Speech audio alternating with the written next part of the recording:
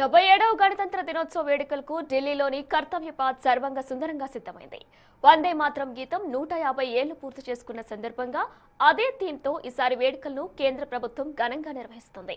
ఈ పెరేడ్లో వివిధ రాష్ట్రాల శాఖలకు చెందిన 30 శకటాలు, 2500 మంది కళాకారుల ప్రదర్శనలు ప్రత్యేక ఆకర్షణ కానున్నాయి. ముఖ్య అతిథులుగా యూరోపియన్ కౌన్సిల్ అధ్యక్షుడు ఆంటోనియో కోస్టా, యూరోపియన్ కమిషన్ అధ్యక్షురాలు ఉర్సులా వాన్ డెర్ లయన్ హాజరు కానున్నారు.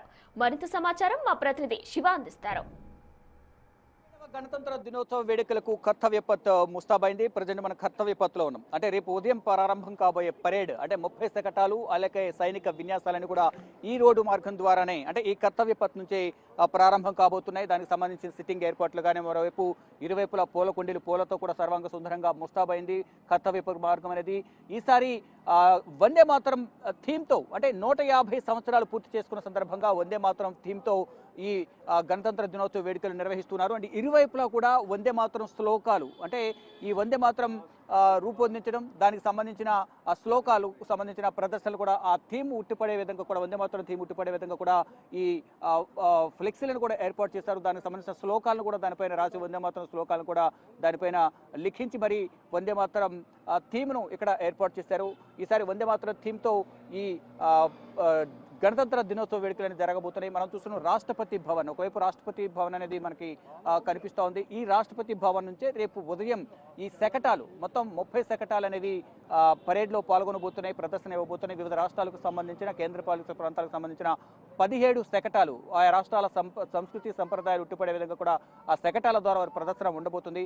మరోవైపు కళాకారులు కూడా 2500 మంది కళాకారులు వారి ప్రదర్శనలు ఇవ్వబోతున్నారు. ఆయా రాష్ట్రాలకు సంబంధించిన కళలు ఏదైతే సంస్కృతి ఆచార సాంప్రదాయాలు ఏవైతే ఉంటాయో వాటిని ప్రదర్శించే విధంగా తెలియజేసే విధంగా కూడా ఈ ప్రదర్శనలో పాల్గొనబోతున్నారు. మరోవైపు 30 శకటాలలో మరో 13 శకటాలు కేంద్ర మంత్రిత్వ శాఖలకు సంబంధించిన వివిధ శాఖలకు సంబంధించి కానీ విభాగాలకు సంబంధించిన శకటాలు అనేవి రేపు ప్రదర్శనకు ఉండబోతున్నాయి. వాటితో పాటు సైనిక విన్యాసాలు కూడా జరగబోతున్నాయి. మొత్తం సిట్టింగ్ విషయానికి వస్తే మాత్రం దాదాపు 40 నుంచి 50 వేల వరకు కూడా సిట్టింగ్ ఏర్పాటు చేశారు.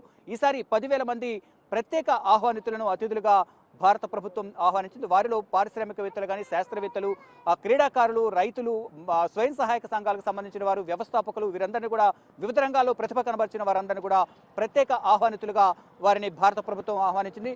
ఒకవైపు రాష్ట్రపతి భవన్, మరోవైపు ఇండియా గేట్. రాష్ట్రపతి భవన్ నుంచి ఇండియా గేట్ వైపు ఈ శకటాల ప్రదర్శన అనేది ఉండబోతోంది. ఇండియా గేట్ నుంచి రెడ్ ఫోర్ట్ వరకు కూడా ఈ శకటాల ప్రదర్శన అనేది కదులుతూ ఉంటుంది. మరోవైపు ఈ భారత ప్రభుత్వం నిర్వహిస్తున్న గణతంత్ర దినోత్సవ వేడుకలు అంటే గతం కన్నా భిన్నంగా ఈసారి డిఫరెంట్గా ఈసారి గణతంత్ర దినోత్సవాలను నిర్వహిస్తుంది. ఆపరేషన్ సింధూర్ తర్వాత జరుగుతున్న తొలి గణతంత్ర దినోత్సవ వేడుకలు భారత ప్రభుత్వం నిర్వహిస్తున్న నేపథ్యంలో ఎంతో ప్రతిష్టాత్మకంగా వీటిని నిర్వహిస్తోంది. మరోవైపు ఈ గ్యాలరీలు ఏవైతున్నాయి, గతంలో విఐపి, వివిఐపి గ్యాలరీలు అనేవి ఉండే, వాటి స్థానాల్లో నదుల పేర్లను భారతదేశంలో నదుల పేర్లు ఏవైతున్నాయో ఈ గంగా, యమున, కావేరి, గోదావరి, సింధు, బ్రహ్మపుత్ర ఇలాంటి నదుల పేర్లను ఇక్కడ ఈ గ్యాలరీలకు పేర్లను పెట్టారు.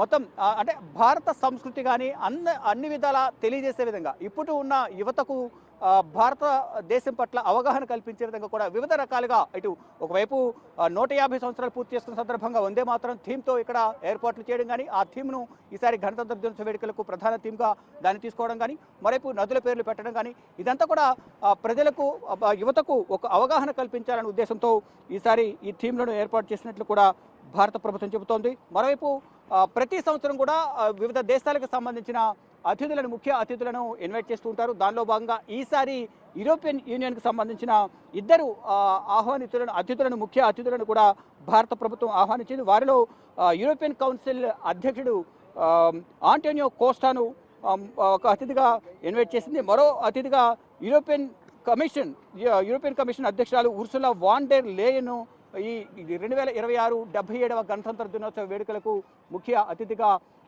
నిర్వహిస్తున్నారు. ఎటువంటి అవాంఛనీయ సంఘటనలు జరగకుండా ఉండే విధంగా కూడా భారీ ఏర్పాట్లను కూడా భారత ప్రభుత్వం చేసింది. మొత్తంగా చూసుకుంటే రేపు జరగబోయే గణతంత్ర దినోత్సవ వేడుకలకు కర్తవ్య పథ్ ముస్తాబైంది. కెమెరామెన్ కన్నయ్య కుమార్తో శివ బిగ్ టీవీ, న్యూఢిల్లీ.